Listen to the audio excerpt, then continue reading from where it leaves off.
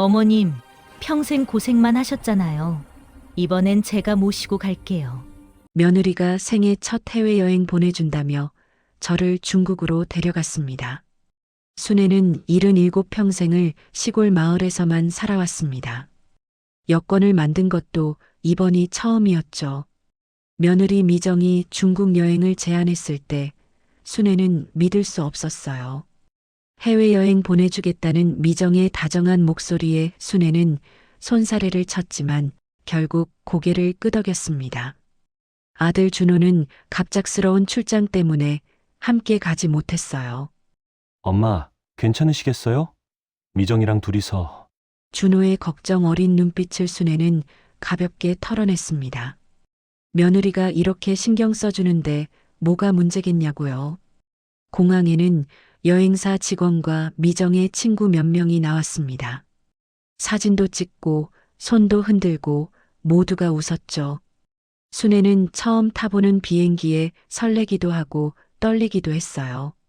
그런데 비행기가 이륙하고 얼마 지나지 않아 미정의 태도가 달라졌습니다. 옆자리에 앉은 미정은 이어폰을 끼고 고개를 돌렸어요. 순애가 말을 걸어도 대답이 짧았죠. 미정아, 이거 어떻게 열어? 그냥 누르세요. 차가운 목소리였습니다. 순애는 혹시 피곤한가 싶어 더 이상 말을 걸지 않았어요. 중국 공항에 도착하자 미정이 앞서 걸어갔습니다. 순애는 무거운 캐리어를 혼자 끌며 뒤따라갔죠. 어머님, 캐리어는 어머님 거니까 어머님이 끄세요.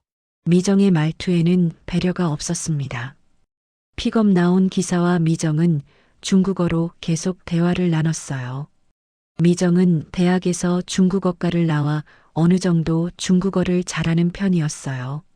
순애는 옆에 서 있었지만 두 사람은 그녀를 보지도 않았습니다. 호텔에 도착하자 미정이 말했습니다.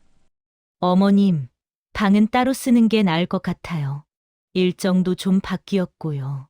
순애는 어리둥절했지만 고개를 끄덕였어요. 여행이니까 원래 이런 건가 싶었죠. 다음 날 새벽 미정이 방문을 두드렸습니다. 어머님, 오늘 일정이 바뀌었어요. 차를 타고 좀 멀리 가야 해요. 경치가 장관인 시골 마을로 갈 거예요. 순애는 가슴 한편이 불편했지만 며느리를 따라 차에 올랐습니다. 창밖으로 도시가 점점 멀어지고 낯선 풍경이 펼쳐졌어요. 순애는 불안한 마음을 애써 눌렀습니다. 차는 점점 좁은 길로 접어들었습니다. 아스팔트는 사라지고 울퉁불퉁한 흙길만 이어졌어요. 순애는 창밖을 보며 입술을 꽉 깨물었습니다.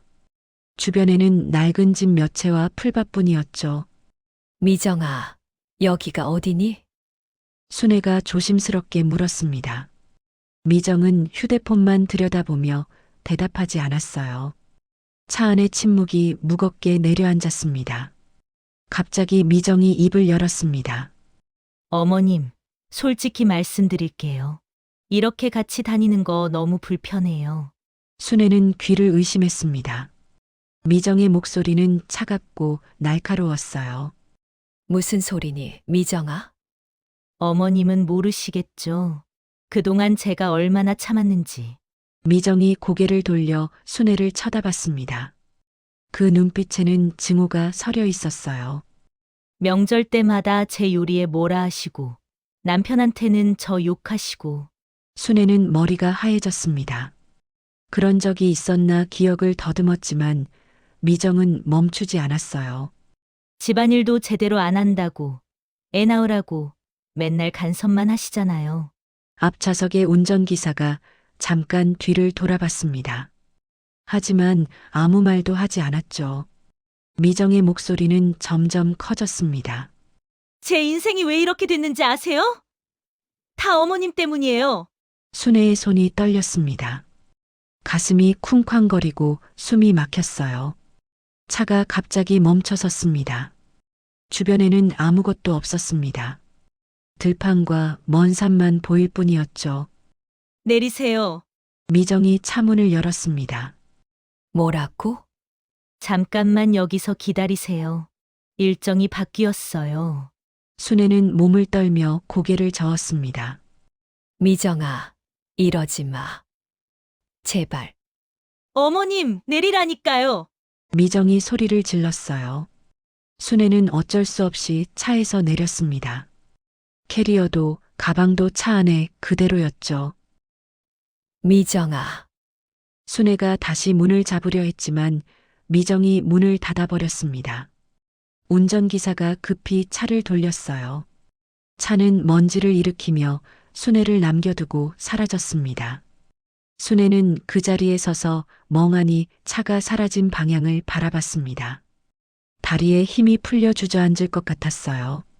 저 멀리 마을 주민 몇 명이 밭일을 하다 이쪽을 쳐다봤습니다. 하지만 아무도 다가오지 않았죠. 순애는 혼자였습니다. 낯선 땅 한가운데 완전히 버려진 채로요. 해가 서쪽으로 기울기 시작했습니다. 순애는 흘길을 따라 걸었지만 어디로 가야 할지 알 수 없었어요. 마을 입구로 보이는 곳을 향해 걸었지만 길은 자꾸 갈라졌습니다. 순애의 발걸음은 점점 느려졌죠. 휴대전화를 꺼내 아들에게 전화를 걸려 했습니다. 하지만 신호가 잡히지 않았어요. 화면에는 서비스 지역 외라는 글자만 떴습니다. 순애는 전화기를 꼭 쥐고 하늘을 향해 들어 올렸지만 소용없었죠. 준호야. 작은 목소리가 허공으로 흩어졌습니다. 다리가 후들거렸어요. 아침부터 물 한 모금 제대로 마시지 못했습니다. 저 멀리 무너진 집 한 채가 보였습니다. 순애는 비틀거리며 그곳으로 향했어요. 집 근처 나무 그늘 아래에 주저앉았습니다. 등을 나무에 기대니 온몸에 힘이 빠져나갔죠. 왜 이러는 거니, 미정아. 순애는 눈을 감았습니다. 눈물이 볼을 타고 흘러내렸어요. 얼마나 시간이 흘렀을까요?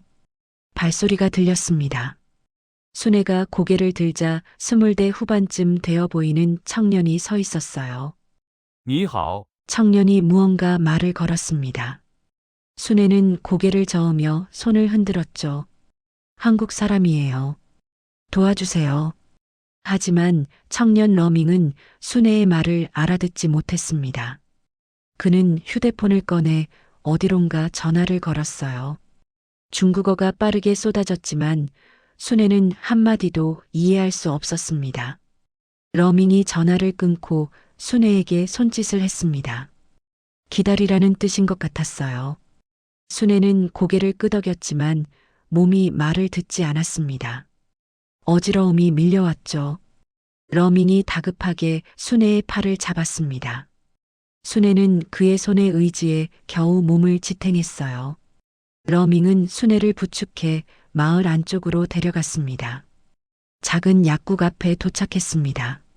러밍이 안으로 뛰어들어가 주인에게 무언가 설명했어요. 백발의 약국 주인이 밖으로 나와 순애를 살폈습니다. 하지만 그 역시 난처한 표정이었죠. 신분증. 주인이 손짓을 했습니다. 순애는 가방도 지갑도 차 안에 두고 왔다는 걸 떠올렸어요. 아무것도 보여줄 게 없었습니다. 그때였습니다. 뒤에서 여자 목소리가 들렸어요. 혹시 한국 분이세요? 순애는 깜짝 놀라 고개를 돌렸습니다. 50살쯤 되어 보이는 중년 여성이 서 있었어요. 그녀의 이름은 린샤였습니다. 네, 한국 사람이에요. 순애의 목소리가 떨렸습니다. 린샤가 순애에게 다가와 팔을 잡았어요. 어떻게 여기까지 오셨어요? 혼자세요? 순애는 울음이 터질 것 같았습니다. 린샤가 순애의 이름을 듣더니 갑자기 눈을 크게 떴어요. 잠깐만요. 혹시 린샤가 급히 전화기를 꺼냈습니다. 그녀는 누군가에게 전화를 걸며 순애를 바라봤죠. 린샤의 눈빛에 희망이 번졌습니다. 린샤의 전화는 길지 않았습니다. 몇 마디 중국어가 오간 뒤 그녀가 고개를 끄덕였어요. 곧 차가 올 거예요. 조금만 기다리세요. 린샤가 순애의 손을 꼭 잡았습니다. 순애는 무슨 일인지 몰랐지만 그 따뜻한 손길에 안도했어요. 30분쯤 지났을까요? 검은색 승용차 한 대가 빠르게 마을 입구로 들어왔습니다. 차가 멈추자 뒷문이 열렸어요. 한 여자가 급히 내렸습니다. 그녀는 곧장 순애에게로 달려왔습니다. 손에는 두꺼운 담요가 들려 있었어요. 순애야, 가만히 낯익어 보이는 얼굴을 쳐다보다가 순애의 눈이 커졌습니다. 50년 전 고향 마을에서 함께 뛰놀던 친구의 얼굴이었어요. 연아야? 연아 맞지? 순애의 목소리가 떨렸습니다. 연하는 순애에게 담요를 덮어주며 얼굴을 살폈어요. 순애야, 어떻게 된 거야?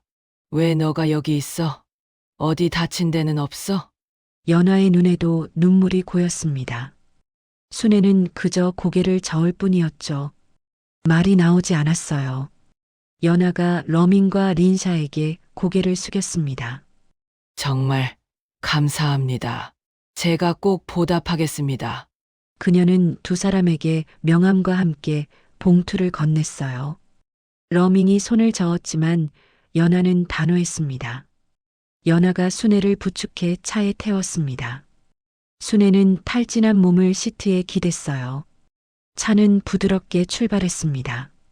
순애야, 조금만 참아. 우리 집에 의사 선생님이 계셔.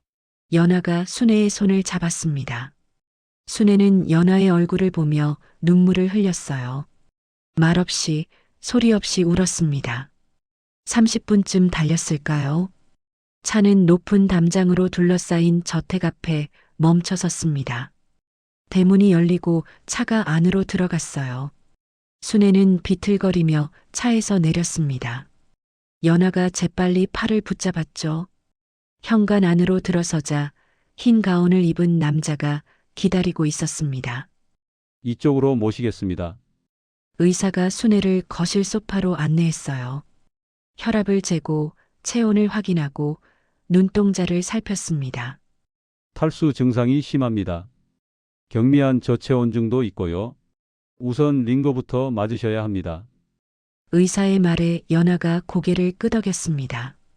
간호사가 링거줄을 준비했어요.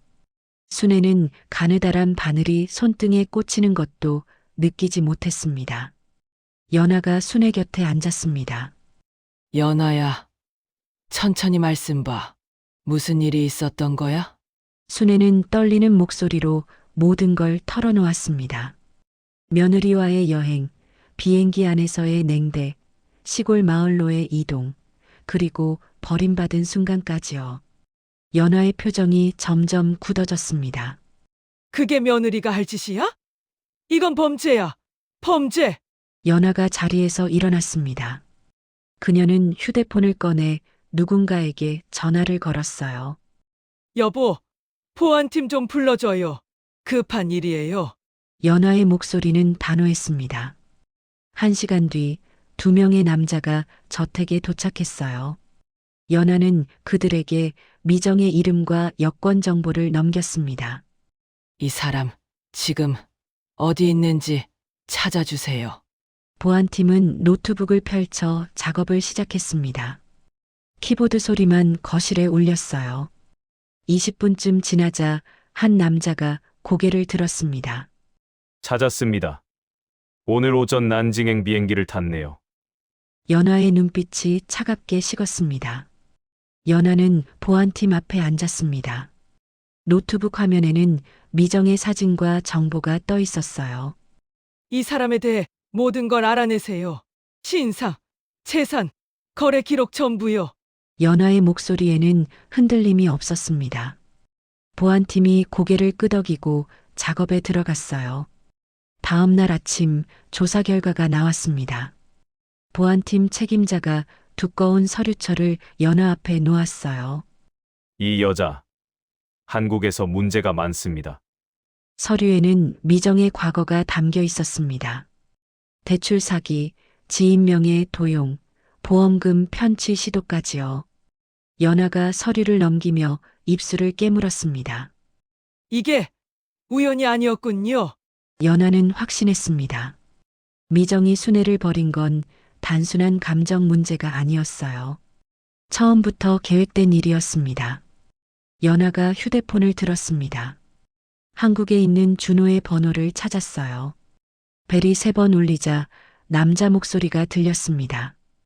여보세요? 준호 씨. 저는 어머니의 고향 친구 연화입니다.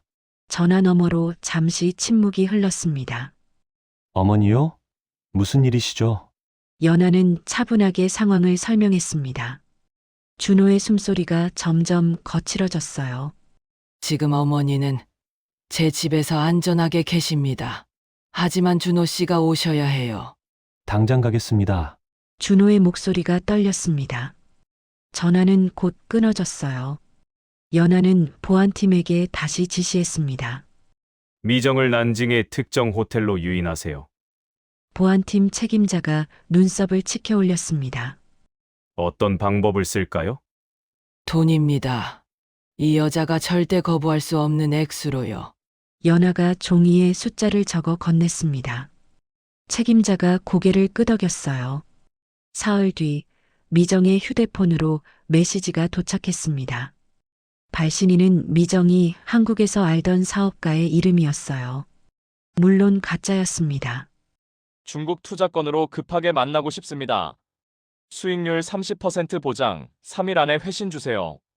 메시지 아래에는 난징의 고급 호텔 주소가 적혀 있었습니다. 미정은 단 1시간 만에 답장을 보냈어요. 내일 오후 2시에 가겠습니다. 연하는 그 답장을 보며 차갑게 웃었습니다.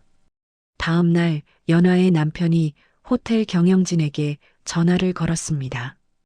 그는 중국 남부 지역에서 영향력 있는 기업인이었어요. 3층 회의실을 하루 동안 빌리고 싶습니다. CCTV 자료 접근도 필요합니다. 호텔 측은 흔쾌히 협조했습니다. 연하의 보안팀이 호텔에 먼저 들어갔어요. 회의실 곳곳에 카메라와 녹음 장비가 설치됐습니다. 연하는 순애 곁에 앉아 손을 잡았습니다. 연아야. 나만 믿고 나한테 다 맡겨. 순애는 불안한 눈으로 연하를 바라봤어요. 연화야, 너무 큰일 버리는 거 아니니? 너를 저렇게 버린 사람인데 당연히 벌받게 해야지. 제대로. 연하의 목소리는 단단했습니다. 순애는 더 이상 말하지 못했어요. 저녁이 되자 준호가 도착했습니다. 그는 현관문을 열고 들어서자마자 어머니를 찾았어요. 엄마, 순애가 아들을 보며 눈물을 흘렸습니다. 준호는 어머니를 꼭 안았어요. 연하가 준호에게 서류철을 건넸습니다. 이걸 보세요. 미정이 그동안 뭘 했는지요. 준호는 서류를 넘기며 얼굴이 점점 굳어졌습니다. 손이 떨렸어요. 이게 정말입니까? 내일 오후 2시 미정이 호텔에 옵니다. 그때 모든 걸 끝낼 겁니다. 연하가 시계를 보았습니다. 이제 16시간이 남았어요. 다음 날 오후 1시 50분, 미정이 호텔 로비에 나타났습니다. 그녀는 명품 가방을 들고 자신감 넘치는 걸음으로 걸어왔어요. 프런트 직원이 공손하게 안내했습니다. 3층 회의실로 오시면 됩니다. 미정은 엘리베이터를 탔습니다. 거울에 비친 자신의 모습을 확인하며 립스틱을 고쳤어요. 곧 큰 돈이 들어올 거라는 기대에 입가에 미소가 번졌습니다. 3층 복도는 조용했습니다. 미정이 회의실 문을 열고 들어섰어요. 탁자 위에는 서류 봉투 하나만 놓여 있었습니다. 어라? 미정이 주위를 둘러봤지만 아무도 없었습니다. 그녀는 봉투를 집어들었어요. 투자 제안서라고 생각했죠. 봉투를 뜯는 순간 미정의 손이 멈췄습니다. 첫 장에 박힌 건 자신의 여권 사본이었어요. 그 아래로 은행 거래 내역, 대출 기록, 보험 서류가 줄줄이 나왔습니다. 이게 뭐야? 미정의 얼굴이 하얗게 질렸습니다. 서류 맨 뒤에는 빨간 글씨로 문장 하나가 적혀 있었어요. 순애 씨를 버린 대가는 이겁니다. 미정이 뒤를 돌아보려는 순간 연문이 열렸습니다. 연아가 2명의 보안팀과 함께 들어왔어요. 앉으세요. 미정 씨, 연아의 목소리는 차가웠습니다. 미정은 본능적으로 한 걸음 물러섰어요. 당신은 누구예요? 당신 시어머니, 친구입니다. 그리고 이 서류의 주인이고요. 연아가 탁자를 가리켰습니다. 미정은 서류를 내려다보며 입술을 깨물었어요. 이건 사생활 침해예요. 미정의 목소리가 떨렸습니다. 연아는 의자를 빼내 앉으며 천천히 말했어요. 사생활 침해요? 시어머니를 중국까지 와서 시골에 버려둔 건 뭡니까? 미정이 말문이 막혔습니다. 한국에서 당신이 벌인 일들 여기 다 있어요.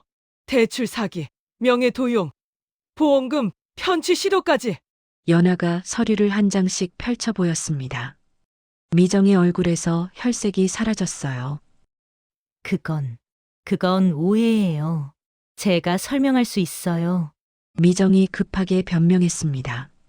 하지만 연아는 고개를 저었어요. 오해가 아니죠. 증거가 너무 명확한 거려. 연아가 보안팀 책임자를 바라봤습니다. 그가 노트북을 열어 화면을 돌렸어요. 미정의 계좌 내역이 떠올랐습니다. 당신 계좌는 1시간 전에 동결됐습니다. 중국 금융당국과 협조해서요. 뭐라고요? 미정이 비명처럼 소리쳤습니다. 그리고 한국 경찰에도 이미 연락했습니다. 여기 중국 경찰도 당신에 대해 알고 있고요. 연아의 말에 미정의 다리가 후들거렸습니다. 그녀는 의자를 붙잡고 겨우 몸을 지탱했어요. 당신이 시어머니를 중국에 버린 건 유기죄에 해당합니다. 국제법 위반이기도 하고요. 연아가 자리에서 일어났습니다. 제발 한 번만 봐주세요. 제가 잘못했어요. 미정이 무릎을 꿇으려 했습니다. 하지만 연아는 한 발짝 물러섰어요. 나한테 빌게 아니라 순애한테 빌어야죠. 연아가 문을 열었습니다. 복도에서 준호가 걸어 들어왔어요. 그의 뒤로 순애가 천천히 모습을 드러냈습니다. 미정은 그들을 보며 주저앉았습니다. 의자가 뒤로 넘어가는 소리가 회의실에 울렸어요. 미정의 입에서는 아무 말도 나오지 않았습니다. 그녀는 이제 도망갈 곳이 없다는 걸 깨달았습니다. 준호는 미정을 똑바로 바라봤습니다. 그의 눈빛에는 분노와 실망이 뒤섞여 있었어요. 왜 이런 짓을 한 거야? 준호의 목소리가 떨렸습니다. 미정은 바닥에 주저앉은 채 고개를 들지 못했어요. 순애가 천천히 회의실 안으로 들어왔습니다. 연아가 순애의 팔을 부축했죠. 순애는 며느리를 내려다보았지만 아무 말도 하지 않았어요. 대답해! 왜 엄마를 버린 거냐고! 준호가 소리쳤습니다. 미정의 어깨가 떨렸어요. 나도 힘들었어. 미정이 작은 목소리로 중얼거렸습니다. 힘들면 사람을 버려? 그것도 내 엄마를! 준호가 주먹을 쥐었습니다. 연아가 준호의 어깨에 손을 얹었어요. 진짜 이유를 말하세요. 미정 씨, 연아의 목소리는 차분했지만 단호했습니다. 미정이 고개를 들었어요. 그녀의 눈은 붉게 충혈되어 있었습니다. 돈이 필요했어요. 미정의 입에서 진실이 흘러나왔습니다.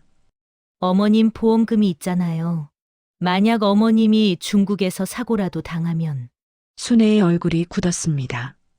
준호는 믿을 수 없다는 표정으로 미정을 쳐다봤어요. 뭐라고? 보험금? 그게 진짜 이유야? 미정이 고개를 숙였습니다. 더 이상 변명할 말이 없었어요. 연아가 준호에게 서류철을 건넸습니다.